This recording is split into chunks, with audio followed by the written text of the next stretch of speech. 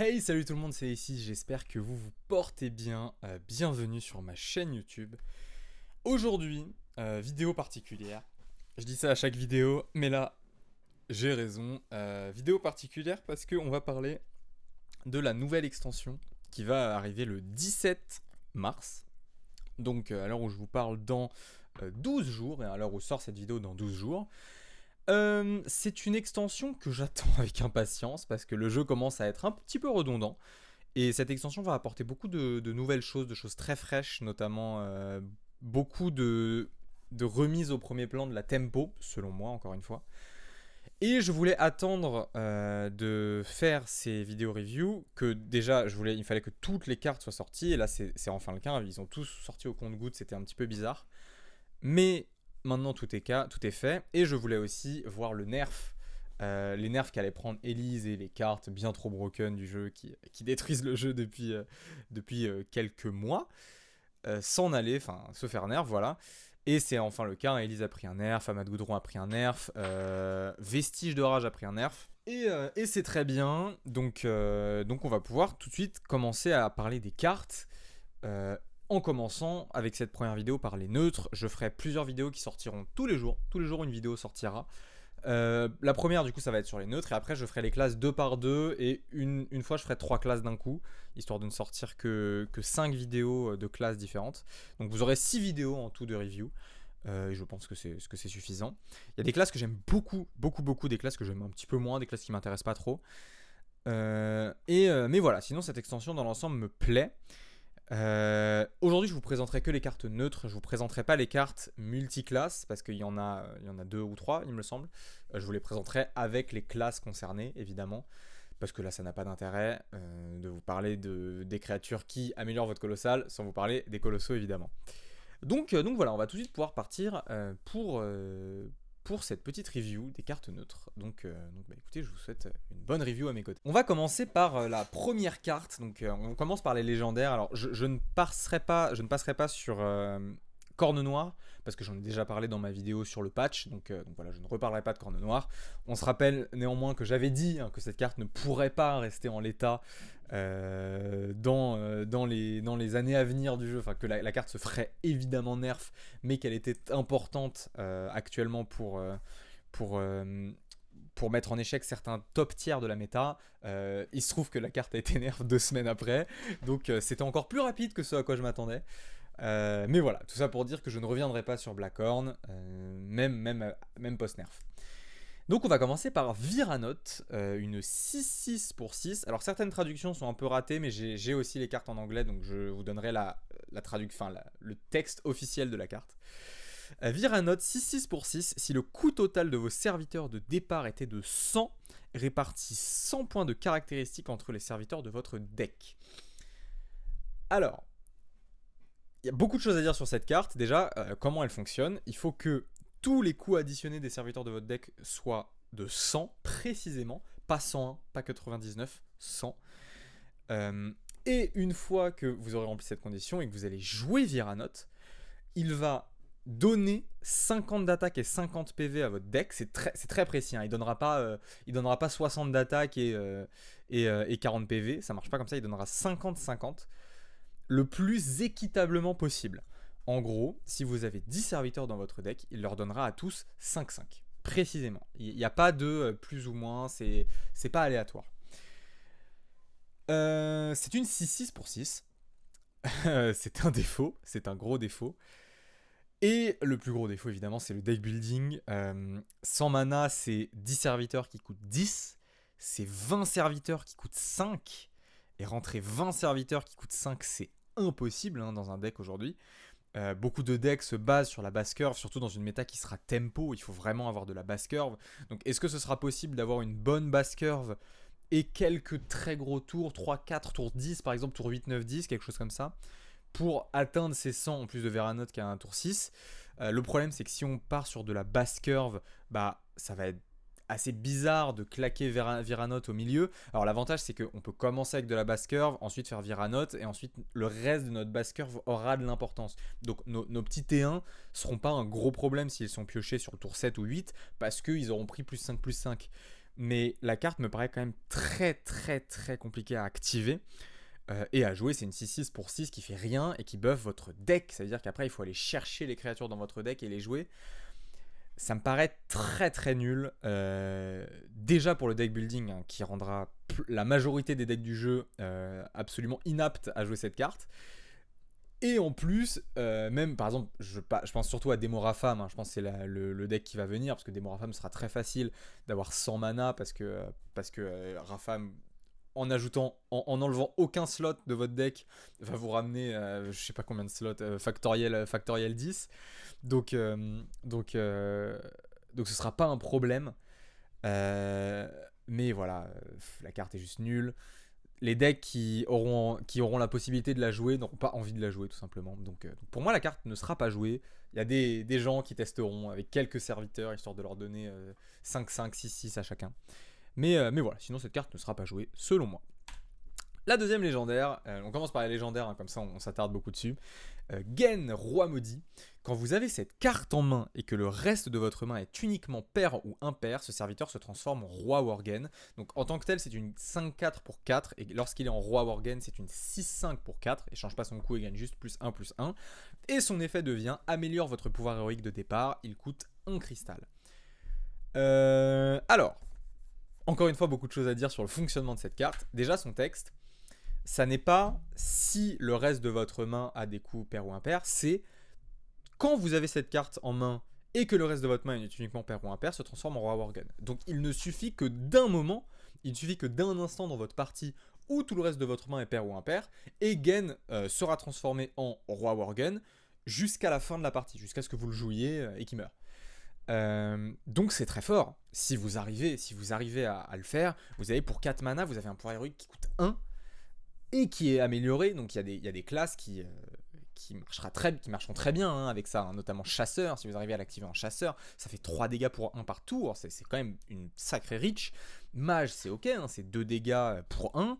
Enfin, il y a beaucoup de classes en fait qui pourront utiliser ce pouvoir héroïque, même des classes plutôt contrôle, hein, prêtre warrior par exemple, plus 4 PV pour 1, c'est très fort. Mon chaman, c'est voilà, vous choisissez votre totem. Chaman, ça fait un totem spell power pour 1 de façon consistante. Donc il y a beaucoup de classes qui, si elles arrivent à activer cette carte, marcheront très bien. Le problème, c'est de réussir à activer cette carte. Autant dire que si vous avez un T8 et un T9 dans la main, vous n'activerez jamais Genn, hein, parce que c'est juste pas possible. Vous ne pouvez pas, il faudra que vous jouiez le tour 8 et après Genn pourra s'activer éventuellement. Donc cette carte est injouable dans des decks qui jouent des grosses curves. Si le deck joue une grosse curve, cette carte ne sera pas jouable. Si la curve reste basse, cette carte pourra être jouable. Ça ne veut pas dire qu'elle le sera, elle pourra l'être. Il faut déjà que le pouvoir héroïque amélioré ait un intérêt. Je parlais de celui du chaman, mais si vous n'avez pas de sort, vous allez avoir un taunt ou un totem qui soigne. C'est un peu bizarre, c'est pas très fort. Paladin, ça peut être broken aussi, hein, pour faire énormément de tokens à chaque fois. Druide aussi, c'est 2 d'armure et 2 d'attaque, c'est quand même pas mal. Mais voilà, il faut une curve relativement basse, pas trop basse non plus, hein, parce que sinon votre deck sera vite vide. Mais voilà, il faut une curve relativement basse, des plans un peu mid-game à jouer, sachant que si vous êtes premier et que vous avez cette carte en main de départ, vous n'avez que 2 autres cartes, hein, dans votre main. C'est avant même de piocher votre carte sur votre tour 1, vous n'avez que 2 autres cartes, donc il vous suffit juste que ces 2 cartes soient pair ou impair, toutes les deux en fait. Et au niveau deck building, c'est assez facile de faire en sorte que votre early est plutôt pair, votre late game est plutôt impair. Voilà, c'est plus facile dans l'early de jouer des cartes que dans le late game. Évidemment, si vous avez un tour 8 et un tour 9 dans le deck, vous ne jouerez pas cette carte, parce que ce sera juste une carte morte, hein. Si vous avez tour 8, tour 9 et Genn, vous perdez la partie. Mais voilà, je pense que cette carte a vraiment du potentiel. Ça coûte 4, hein, en plus, ça veut dire qu'une fois que vous l'avez activé, il peut être très puissant. Voilà, si en early game vous arrivez à avoir cette carte, ça peut être broken, déjà parce que activer son pouvoir c'est super fort et surtout ce sera facile à activer. En late game ça peut être plus dur, si vous avez une main qui est plus pleine ça peut être beaucoup plus dur. Donc voilà, plutôt dans un deck early game, plutôt dans un deck avec une curve assez basse, peut-être qui top curve à 5 ou à 6, ou par exemple qui top curve à 6 et à 8, hein. Si votre top curve est uniquement du pair ou impair, ça peut marcher aussi. Vous avez juste à virer votre basse curve de l'autre polarité. Mais voilà, je pense que cette carte peut être très puissante et peut être surtout vraiment un casse-tête niveau deck building et ça va être vraiment très fun à jouer en fait. Ça va vraiment être très fun à créer des decks autour. Donc voilà, j'aime beaucoup la carte. Vous me verrez la tester, c'est sûr, dans toutes les classes parce que c'est trop marrant, sauf en DH bien sûr, parce qu'en DH ça sert à rien d'avoir un pouvoir héroïque qui coûte 1. Mais voilà, très très fun à tester. Prochaine carte, l'amasseur de gemmes, une 3-4 pour 3 qui en cri de guerre, vous choisissez une carte dans votre main dont vous vous défaussez, et en râle d'agonie, vous la récupérez, et elle coûte un cristal de moins. Cette carte, elle a un effet qui est un nouvel effet, entre guillemets, qui vous permet de choisir une carte dans votre main. C'est quelque chose qu'ils implémentent dans cette extension précisément, ça n'avait jamais été fait avant, où vous pouvez décider, voilà, vous avez 10 cartes en main, vous choisissez parmi ces 10 cartes laquelle vous voulez vous défausser.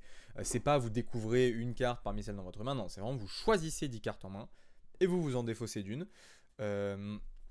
Et en râle d'agonie, vous la récupérez, elle coûte un cristal de moins. Cette carte a deux intérêts. Déjà en démoniste, on a dans cette extension des synergies des fausses. Donc pourquoi pas.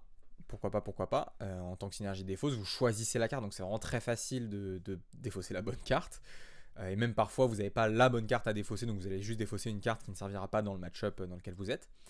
De toute façon, vous allez la récupérer, donc ça change rien en fait. Vous pouvez prendre une carte que vous n'allez pas jouer tout de suite, et ça suffira, vous la récupérez plus tard.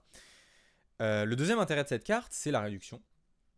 Bah, vous réduisez de 1 mana une carte de votre choix, et c'est fort, parce que ça ne donne pas de restriction de deck building. Il y avait des cartes qui réduisaient seulement certains types de cartes, donc ça vous permettait de faire un deck building de sorte à ce que vous n'ayez que cette carte de ce type à réduire. Là, vous choisissez, il faut juste que vous ayez la carte que vous voulez réduire dans la main. Attention aux silences, si les silences sont omniprésents, évidemment cette carte ne sera pas jouée, surtout si vous voulez réduire un gros tour, parce que ce sera très fort du coup de jouer la 4-4, ça ira conteste le board de la 3-4, et en plus ça vous détruira une carte de votre main, donc évidemment vous ne ferez pas ça. Mais voilà, si une carte qui coûte cher est très forte, et qu'on a très envie de la jouer, une carte à 8, une carte à 9, une carte à 10, qu'on a très envie de la jouer un tour plus tôt, l'amasseur de gemmes sera très fort. C'est du mana cheat, donc on peut pas trop s'en plaindre. Si en revanche c'est pas le cas et on n'aura jamais et on n'a pas un gros tour qu'on a absolument besoin de jouer un tour plus tôt, bah ce sera pas joué. En fait, il faut qu'il y ait un gros tour un peu game changer, un peu game breaker qu'on pourra réduire naturellement avec une neutre. Donc moi j'aime bien, encore une fois à tester, c'est pour faire de la grosse combo, de la combo lourde, pas de la combo avec plein de petites cartes, de la grosse combo lourde à base d'une carte, un Agamagan par exemple. Donc ouais, moi j'aime bien, honnêtement j'aime bien, ça me déplaît pas comme carte, donc encore une fois je la testerai. Le survivant à l'abri, 2-3 pour 2, sans type, cri de guerre, vous choisissez une carte de votre main à placer dans votre deck et vous piochez une carte, c'est très faible. C'est une pioche pour 1, c'est une 2-3 pour 2 qui pioche, mais elle pioche pas vraiment parce qu'elle remet une carte dans votre deck. Vu comment l'ordre des mots est fait, j'ai l'impression que vous pouvez piocher la carte que vous avez mise dans votre deck, donc c'est un peu décevant quoi, c'est un crocolisk pardon, et un crocolisk bah c'est nul. Sachant que par exemple chasseur a une 2-2 pour 1 et une 6-6 pour 3, lâcher un crocolisk contre ça, c'est pas très malin. Je me dis... En plus, c'est un T2, il y a beaucoup de classes qui ont des très bons T2. Cette carte ne peut être forte que si des classes ont désespérément besoin de pioche et de T2. Autrement, c'est évidemment injouable. La pioche, c'est une mauvaise pioche parce qu'elle vous remet une mauvaise carte dans votre deck. Et c'est une 2-3, donc ça n'a pas d'intérêt. Encore une fois, c'est une carte qui choisit une carte dans votre main. Donc c'est pour showcase un peu la mécanique qui arrivera sûrement aussi plus tard. À mon avis, c'est pas la seule extension dans laquelle on verra cette mécanique. Mais voilà, cette carte est injouable. Vous ne la verrez dans aucun deck. Adepte de la survie, une 6-6 pour 9 qui est insensible tant que vous ne contrôlez aucun serviteur. C'est une horrible carte, évidemment. Elle aurait pu être forte si Taunt marchait avec Insensible, mais malheureusement, Taunt ne fonctionne pas avec Insensible. Si vous avez un personnage insensible et que vous lui donnez Taunt, le Taunt est annulé comme lorsque vous jouez Kayn. Ça annule le Taunt, donc c'est pas fort. Disons que si votre board est vide, vous avez une 6-6 qui va taper à tous les tours. Mais voilà, vous n'avez pas le droit d'avoir d'autres créatures et vous perdez 9 mana à la jouer, donc c'est très nul et ce ne sera jamais joué. Diablotin Transi, 5-3 pour 2 démons, cri de guerre gèle ce serviteur, c'est une espèce de créature en sommeil, sauf que votre adversaire peut interagir avec. Ça veut dire que le tour où vous le jouez, il est gelé, donc il attaque pas, évidemment. Le tour d'après, il attaque pas, et le tour d'après, il attaque. C'est-à-dire que vous le jouez, il est en sommeil pendant 2 tours, enfin pendant un tour. Voilà, c'est comme la graine du DH, la 3-3, en sommeil pendant un tour et il se réveille après. Sauf que là, pendant qu'il est en sommeil, votre adversaire peut interagir avec. Votre adversaire a 2 tours pour le tuer. C'est un démon, il n'y a pas de grosse synergie démon actuellement dans le jeu, donc c'est bien sûr une horrible carte. Protecteur altruiste, provocation, ce serviteur subit un point de dégâts supplémentaire de toutes les sources et c'est une 2-6 pour 2, donc c'est le body d'un rat. Sauf que il prend plus de dégâts, donc en réalité c'est pas une 2-6, hein, c'est plus une 2-4, entre une 2-3 et une 2-5 globalement. C'est pas très fort, ça sera pas joué. À découvrir sur Solitude par exemple en DH sort, pourquoi pas, parce que du coup ça coûte 0. Mais c'est pas une bonne carte, ça sera pas joué. C'est un bon T2 si vous l'invoquez aléatoirement ou que vous le découvrez, mais sinon c'est pas joué. Monstruosité déformée, insaisissable provocation, 6-5 pour 5. Chaque tour où cette carte est dans votre main, elle passe d'un effet bonus aléatoire à un autre. La traduction est un peu bizarre. En gros, elle a 2 effets bonus aléatoires et chaque tour, les 2 effets changent. C'est nul. Elle commence toujours en insaisissable provocation. Insaisissable provocation, 6-5 pour 5, c'est nul. Hein. C'est un body qui est nul. En fait, le body est faible. 6-5 pour 5, c'est faible. Donc que vous ayez insaisissable, à la limite, rush bouclier divin, ce serait fort. Mais il faut toucher rush bouclier divin. Ou alors rush vol de vie, par exemple, ça pourrait être fort. Mais encore une fois, il faut avoir précisément les deux. Ça peut toucher toxicité. Et avoir toxicité sur une 6-5, c'est nul. Donc voilà, c'est absolument injouable. Hein. C'est une bête. En plus, encore une fois, pas de grosse synergie bête. C'est pas jouable. Démonoloque, Murloc 1-1 pour 2 cris de guerre. Votre prochain Murloc coûtant 3 cristaux ou moins coûte des PV à la place. C'est très faible, c'est injouable dans tous les autres decks que Paladin Murloc. Pourquoi c'est jouable dans Paladin Murloc? Parce que déjà, c'est un mana cheat de 1. Ça vous permet de tricher sur un mana supplémentaire. C'est comme une pièce en fait. Et en plus, ça vous pose un Murloc et une 1-1. Donc c'est un body 1-1. C'est une pièce 1-1 en fait en Murloc Paladin. Donc vous pouvez jouer par exemple votre Murloc 2-4 hein, qui fait que votre prochain Murloc coûte un cristal de moins. Le seul problème, c'est que à moins que vous soyez sur la coin, vous n'aurez pas l'effet de parenté de ce Murloc 2-4. Donc vous n'aurez pas bouclier divin sur votre prochain Murloc. Donc c'est pas très fort. Mais voilà. Il n'y a aucun autre Murloc qui est créé dans cette extension. Donc c'est que les Murlocs qu'on a actuellement. Et les Murlocs qu'on a actuellement qui coûtent 3 ou moins sont tous nuls. Il n'y en a pas un qu'on aura envie de jouer. Donc voilà, c'est nul. Pas la Murloc pourra peut-être en faire un truc. J'allais dire Shaman aussi. Shaman Quête par exemple. Parce que Shaman a le petit Murloc élémentaire 1-2 qui en râle d'agonie avec une flamme. Donc voilà, ça vous fait votre Murloc élémentaire. Mais votre Murloc élémentaire vous donne déjà le type Murloc.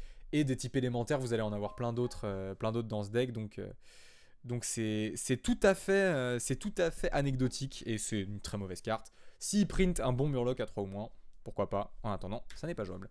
Réplicateur sans visage, insaisissable 3-3 pour 3. Râle d'agonie, transforme le serviteur qui a tué celui-ci en un réplicateur sans visage.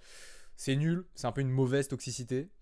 Il faut qu'il meure, il faut que vous puissiez choisir qui meurt. C'est à la fois très défensif et à la fois il faut avoir du board pour le poser, donc c'est quand même assez offensif, hein, parce que si votre adversaire le tue juste avec une arme ou avec un serviteur qui mourrait, c'est nul. Donc en fait il faut avoir l'initiative pour que ce soit utile. Et en même temps c'est un moyen de removal, donc c'est un moyen de removal à poser en avance. Je trouve ça très nul, c'est une 3-3 pour 3, hein, évidemment ça ne fait rien. Il y aura des cas où ce sera marrant, où vous le découvrirez, où ça fera des chaînes de réplicateurs sans visage, notamment avec la créature démente, où vous ferez un réplicateur sans visage avec charge ou avec provocation par exemple, du coup ce sera marrant. Autrement la carte ne sera jamais mise dans un deck. Saboteuse, bombe collante, cri de guerre donne à votre adversaire un sabotage coûtant 2 cristaux, il augmente le coût des cartes adjacentes de 1 cristal, donc c'est une 4-4 pour 4. Donc ça met un sabotage à droite de la main, et les 2 cartes autour coûtent 1 de plus, mais votre adversaire peut juste balancer le sabotage pour 2 mana. Donc en gros, vous réduisez vous enlevez 2 mana à votre adversaire, en gros. Parce que soit il n'a pas besoin de jouer les cartes adjacentes et vous lui enlevez rien, soit il a besoin de les jouer et souvent avant il jouera le sabotage. Donc vous jouez une 4-4 pour 4, ce qui est quand même un body très faible pour enlever 2 mana à votre adversaire. Alors c'est surtout bien contre les adversaires qui jouent combo, parce que voilà, ça vous l'oblige à les jouer et souvent ça permet de empêcher votre adversaire de partir en combo un tour plus tôt. Le problème, c'est que quand vous jouez un deck combo, vos cartes ont tendance à s'agglutiner à la gauche de votre main et le sabotage se place à la droite de votre main. Donc, c'est pas très fort. Ça peut être bien sur le top deck. C'est bien dans des cas très particuliers, mais c'est très random, voilà, que ce soit fort sur le top deck. Donc ouais, c'est un peu bizarre. Et je me dis, même dans les decks combo qui jouent beaucoup de cartes, ça pourrait être bien. Mais les decks combo qui jouent beaucoup de cartes, souvent jouent beaucoup de sorts. Et si un mec en face joue beaucoup de sorts, vous préférez 1000 fois jouer une néophyte qui fait coûter tous les sorts de 1 de plus, plutôt qu'une saboteuse qui vous coûte 4 mana, qui invoque un body nul, et qui peut potentiellement être annulée pour seulement 2 mana. Donc, c'est une mauvaise carte qui ne sera pas jouée.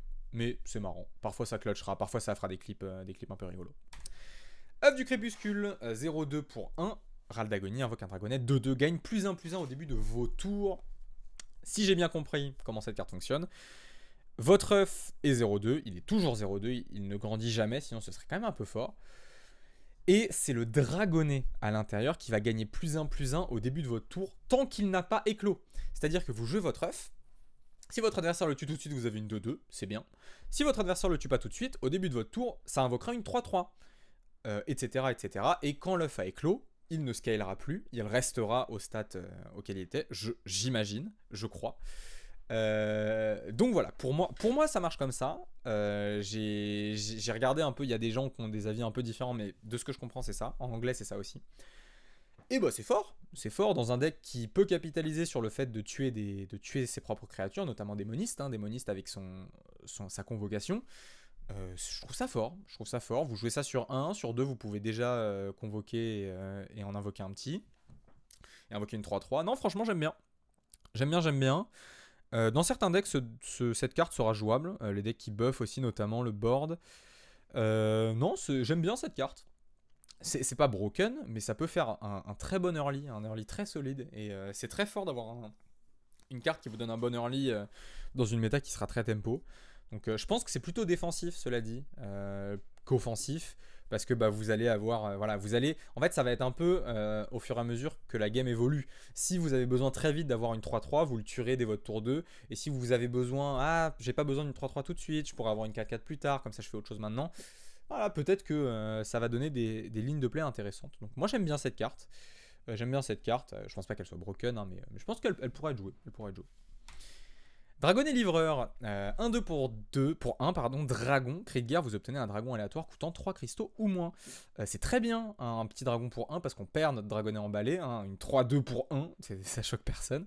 On perd notre 3-2 pour 1, du coup on a une petite 1-2 pour 1. C'est un dragon, synergie dragon, c'est un T1. Il vous donne un dragon à 3 ou moins, donc souvent ce sera une bonne carte, qui synergise toujours avec votre deck. Il y a des bons dragons dans le jeu actuellement qui coûtent 3 ou moins. Et on va en rajouter d'excellents dans cette extension. Donc non, moi je pense que c'est une bonne carte, c'est une bonne petite carte. Rien de transcendant, ça c'est pas game breaker, mais voilà, ça vous donne de l'early. Et ça vous donne non seulement le T1, mais souvent ça va vous donner un tour 2 ou un tour 3. Ça synergise avec les dragons, donc pourquoi pas. Franchement, moi j'aime bien cette carte. Informateur anonyme, 2-2 pour 2, cri de guerre découvre un sort de votre classe, la classe change à chaque tour, donc le tour où vous piochez cette carte, c'est un sort de votre classe, et chaque tour après, ça va être une autre classe aléatoire. C'est horrible, absolument injouable, découvrir un sort aléatoire, c'est pas très fort, vous avez pas envie de poser une 2-2 pour ça. Donc passons. Bâtard Dracodon. Râle d'agonie, donc 8-6 pour 7, Râle d'agonie invoque 2 serviteurs aléatoires coûtant 4 cristaux, cette carte ne sera jamais mise dans un deck, cela dit, c'est une carte qui a été print pour augmenter le pool de dragons, notamment parce qu'un druide a un dragon 4-12 qui vous donne des dragons aléatoires et qui les fait coûter 1. Donc voilà, il faut augmenter un peu le pool de dragons sur les découvertes, sur les générations aléatoires, pour ne pas avoir que des dragons, pour avoir un pool qui est plus large et pas avec que des dragons qui coûtent pas cher. Donc voilà, on a un dragon qui coûte cher, je vais pas en parler longtemps parce que cette carte n'existe pas pour être mise dans un deck, elle existe pour être découverte ou générée. Lancier écailleux, un peu la même chose que le dragon d'avant, 6-6 pour 4 dragons, chaque serviteur adverse a provocation. Cette carte voilà, existe pour être découverte, je pense, pour être générée, ça peut amener à des situations un peu marrantes. Elle pourrait être jouée cette carte, honnêtement, par des classes qui n'ont pas de reach, qui ne peuvent pas aller chercher des petits serviteurs je dis reach, mais c'est pas vraiment reach, c'est plutôt de removal. Des classes qui n'ont pas accès à un Frostbolt, à des cartes comme ça. Pourquoi ? Parce que si jamais un deck émerge dans la méta qui se base sur le fait de cacher des serviteurs importants derrière des serviteurs avec provocation, le lancier écailleux aura son importance. Parce qu'il permettra non seulement de poser un body qui est assez intéressant, mais en plus d'aller chercher ce petit serviteur. C'est extrêmement niche, ça va vraiment, il faut que un deck qui se base sur ce plan de jeu existe et que vous soyez dans une classe qui n'a pas de quoi aller chercher la reach ou pas suffisamment de quoi aller chercher la reach pour compenser à la puissance de cet hypothétique deck qui cache ses serviteurs derrière des provocations. Voilà, autrement, c'est injouable. Ce sera juste marrant, voilà. Ça amènera à des situations marrantes sur les découvertes, sur les générations. Drake terrestre, exactement le même postulat que le bâtard. Drake terrestre, voilà, c'est 5-4 pour 4, 4-4 pour 5, pardon, à la fin de votre tour, inflige 4 points de dégâts au héros ou à l'héroïne adverse. C'est dragon élémentaire. Voilà, vous ne le mettrez pas dans votre deck, mais si vous le générez, si vous le trouvez, ça peut être ok, c'est 4 points de dégâts, c'est toujours fort, peut-être avec un sombre don, ça pourrait être encore meilleur. Non, franchement, voilà, carte à générer, carte à découvrir, carte à avoir aléatoirement. Mère des couvées sombre écaille. Alors là, on n'est plus dans les dragons qui servent à être générés, là on est pour moi dans une des meilleures cartes de cette extension, au moins des neutres. C'est un dragon 4-3 pour 3, cri de guerre si vous avez un dragon en main, donc ça arrivera, hein, il y a énormément de bons dragons dans cette extension, donc vous aurez un dragon en main, réinitialise 2 cristaux de mana. Donc, c'est une 4-3 pour 1. En termes de tempo, c'est phénoménal. Ça synergise en plus avec pas mal de classes, notamment Druide, ça synergise très bien avec Druide. Ça synergise avec Voleur, parce que ça vous donne accès à des cartes combo. C'est vraiment une très bonne carte, en fait, tout simplement. Faut être toujours aussi vigilant concernant le mana cheat, parce que si on arrive à le réduire à 0, par exemple, cette mère découvée, ça fera 0 mana refresh 2, donc ça fera un corps de l'hiver et une 4-3 sur le même tour, donc très effrayant, cette carte est très effrayante en termes de tempo, c'est monstrueux, ce sera joué dans tous les decks tempo, je pense, parce que vu comment le jeu évolue, tous les decks tempo là commencent à être centrés sur les dragons, on a énormément de dragons dans le jeu en ce moment, donc j'ai vraiment l'impression que cette carte sera très forte. On pense notamment à Guerrier Dragon, hein. Aujourd'hui c'est le deck dragon qui est le plus fort. Guerrier Dragon qui perd très peu de cartes, hein, qui perd que le Dragonnet emballé et Gnomelia si je me trompe pas. Toutes les autres cartes il les garde. Donc voilà, Guerrier Dragon, on lui rajoute en plus de très bonnes cartes. Il y a moyen que ce soit un deck très puissant, hein. Si les autres decks tempo n'arrivent pas à lui faire de l'ombre, ce sera toujours un deck très puissant. Donc non, cette carte m'effraie. J'ai pas des masses de choses à en dire, hein, parce que il faut le voir en l'état, hein, il faut le voir en jeu. Mais c'est vraiment très effrayant, quoi. Vous pourrez parfois en slam 2 dans le même tour, avec une pièce par exemple. Avec une pièce, vous êtes sur le tour 2, vous jouez une 4-3 plus un tour 2. C'est quand même super fort. Enfin, j'ai du mal à voir beaucoup de decks s'en remettre. Surtout que ça dépense de la mana. Donc pour Druid, on verra plus tard pour Druid, mais je suis assez dubitatif sur l'existence de cette carte. Elle me fait un peu peur. Je pense qu'elle se fera nerf à un moment parce que les gens en auront marre. Et même si elle n'est pas très forte à haut niveau, elle sera très chiante dans le mid-ladder. Donc cette carte se fera nerf à un moment. J'en suis persuadé. Gardienne bronze, voilà, là on est sur exactement le même type de dragon que celui-là, hein. C'est 3-7 pour 8 à la fin de votre tour, invoque un dragon élémentaire 6-6 avec bouclier divin. Vous voulez l'invoquer aléatoirement, vous voulez la découvrir, vous voulez la générer, mais vous ne voulez pas la mettre dans un deck, c'est beaucoup trop faible. Même pour remplir votre slot de T8, vous trouverez toujours mieux que votre gardienne bronze. Il manque un mot d'ailleurs dans le titre, j'ai l'impression. Grone géant. 8-8 pour 9, le coût de ce serviteur est réduit d'un montant égal au coût de la dernière carte que vous avez jouée. Si votre dernière carte coûtait 5 mana, Gron sera réduit de 5, donc coûtera 4. Alors, c'est du mana cheat, mais c'est pas du mana cheat qui est menaçant pour le moment, pour la simple et bonne raison qu'il faut dépenser réellement 9 mana pour que le Gron coûte 0. Donc, c'est pas très menaçant. Vous ne pouvez pas réduire une carte qui coûte 9, la jouer et jouer votre Gron pour 0, ce serait évidemment beaucoup trop fort. Mais voilà, il faut vraiment réduire le mana. Le truc c'est que ça passe de tour en tour, hein. Donc si sur votre tour 6 vous jouez une carte à 6, votre Gron coûtera que 3 sur votre tour 7. Les deux non, seulement un. Un seul Gron coûtera 3. Ce qui aussi nerf un peu la carte en elle-même, c'est-à-dire que vous pouvez pas jouer deux Grons sur le même tour, parce que si un Gron coûte 0, ou alors il faut que vous jouiez le premier plein pot à 9, mais voilà, si un Gron coûte 0, celui d'après coûtera 9. Néanmoins, ça me fait peur en druide cette carte, parce que druide a du ramp, druide a beaucoup de ramp là, il récupère une nouvelle créature qui permet de ramp, il a aura d'accélération, il a innervation, donc en fait c'est des cartes qui vont vous permettre d'aller le chercher ce tour 9, d'aller la chercher votre Isera. Et balancer sur le tour 6, 7, ce qui sera pour moi pas du tout difficile pour Druid, balancer Isera, Gron et un T3 derrière, c'est menaçant. Hein. Ça ressemble beaucoup à du Maladar Isera d'aujourd'hui. Sauf que bon, c'est souvent un tour plus tard, et votre Gron est 8-8, et c'est pas un Maladar 5-5.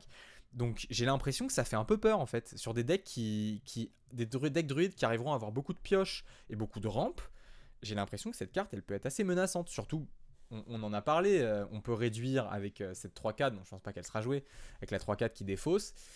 J'ai l'impression qu'il y a quand même pas mal de mana cheat dans cette extension, et ça me déplaît, ça me déplaît quand même pas mal, parce que bah, je pense qu'on va trouver un moment des decks qui vont abuser de ça, et qui vont juste pouvoir jouer Gron hyper facilement. On n'a plus Nuit sous les étoiles, qui aurait été évidemment beaucoup trop craqué. Hein, vous claquez 8 mana, vous pouvez refresh 6 mana et jouer un Gron gratuitement presque derrière. Mais voilà, moi je pense Druid peut aller chercher à jouer des grosses cartes, à dépenser beaucoup de mana tôt dans la partie, et du coup balancer un Gron à 0. Je sais pas, ça m'effraie un peu. Est-ce que j'ai raison d'être effrayé? Je sais pas. Mais après voilà, par exemple si vous êtes sur le tour 5 que vous arrivez à jouer un T8, bah, au prochain tour Gron coûtera 1 quoi.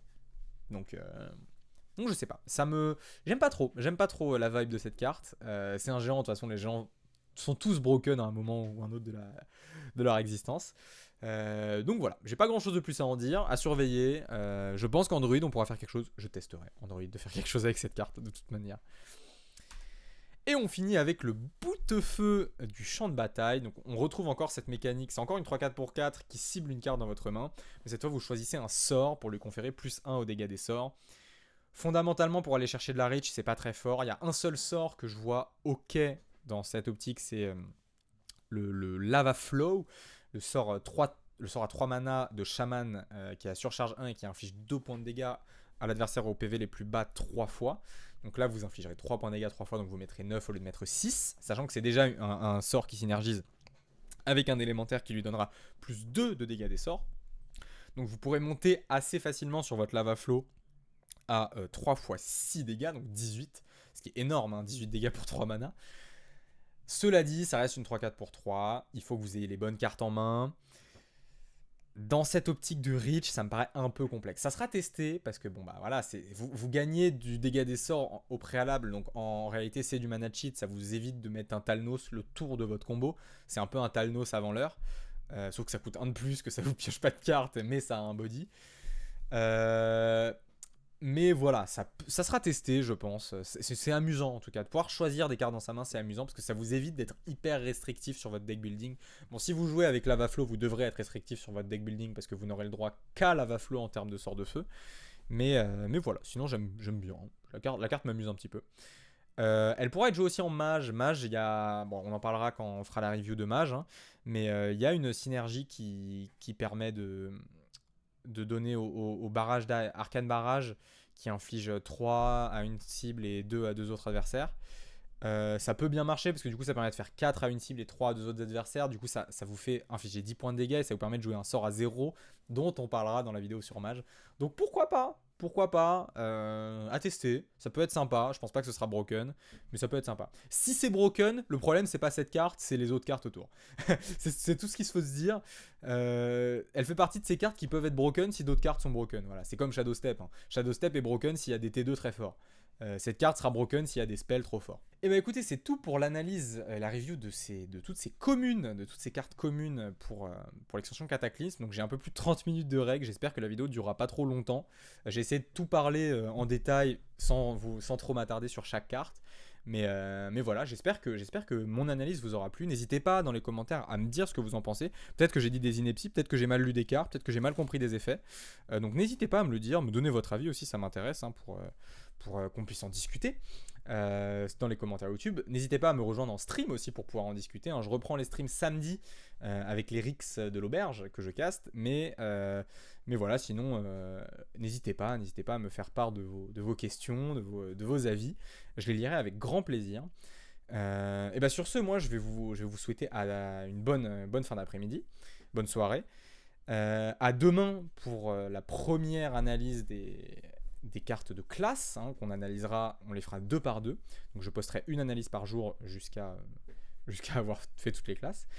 Donc j'espère que vous serez nombreux au rendez-vous demain pour cette analyse. Et moi sur ce, je vais vous souhaiter encore une fois une très bonne soirée et à la prochaine. Salut, salut!